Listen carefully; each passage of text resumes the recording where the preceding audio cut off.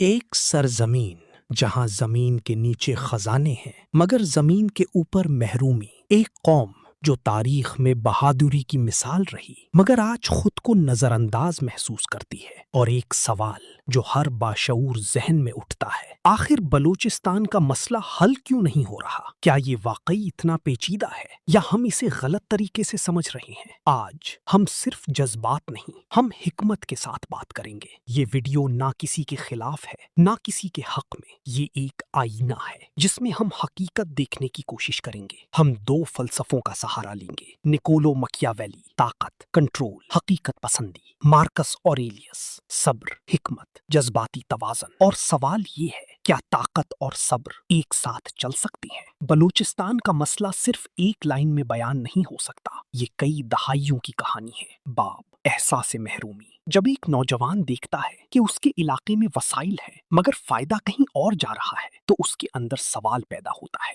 باب ترقی کا عدم توازن۔ شہر ترقی کرتے ہیں، دیہات پیچھے رہ جاتی ہیں۔ باب تعلیم اور صحت کی کمی۔ جب بنیادی سہولیات نہ ہوں تو ترقی کا خواب بھی کمزور ہو جاتا ہے۔ باب 4 اعتماد کا فقدان۔ ریاست اور عوام کے درمیان فاصلے بڑھتے جاتے ہیں اور یہی فاصلے سب سے بڑا مسئلہ بن جاتے ہیں۔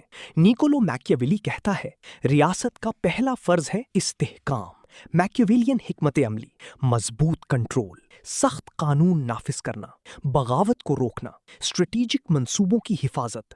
اگر ریاست کمزور ہو جائے تو کیوس پیدا ہوتا ہے، مگر مسئلہ کہاں آتا ہے؟ جب طاقت حد سے بڑھ جائے تو وہ انصاف کو دبا دیتی ہے، اور جب انصاف ختم ہو تو دلوں میں بغاوت پیدا ہوتی ہے۔ کی انسائٹ: طاقت ضروری ہے مگر طاقت اکیلی کافی نہیں۔ مارکس اوریلیس کہتا ہے، آپ کے اختیار میں صرف آپ کے رد عمل ہے۔ سٹوئک اپروچ: جذبات کو سمجھنا، صبر سے کام لینا، مکالمہ پیدا کرنا، ایمپتھی پیدا کرنا۔ جب ریاست سنتی ہے تو عوام بولنا چھوڑ دیتے ہیں۔ لمٹ کہاں ہے؟ صرف صبر سے مسئلے حل نہیں ہوتے، کبھی کبھی ایکشن بھی ضروری ہوتا ہے۔ کی انسائٹ: دل جیتنے کے لیے طاقت نہیں، سمجھ ضروری ہے۔ اصل حل نہ صرف میکیاویلی میں ہے نہ صرف سٹوئسزم میں، بلکہ دونوں کے درمیان توازن میں ہے۔ ایک اسٹرانگ بٹ جسٹ اسٹیٹ، ریاست مضبوط ہو مگر انصاف کے ساتھ۔ دو انکلوسیو ڈیولپمنٹ، گوادر میں لوکل جابز، تعلیم، اسپتال، یوتھ امپاورمنٹ۔ جب ترقی سب کی ہو تو کوئی پیچھے نہیں رہتا۔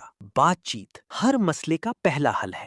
ثقافت، زبان اور شناخت کا احترام یہی ٹرسٹ بناتا ہے۔ جو وعدہ کیا جائے وہ پورا کیا جائے۔ فرق صرف ایک ہے، اپرچونٹی۔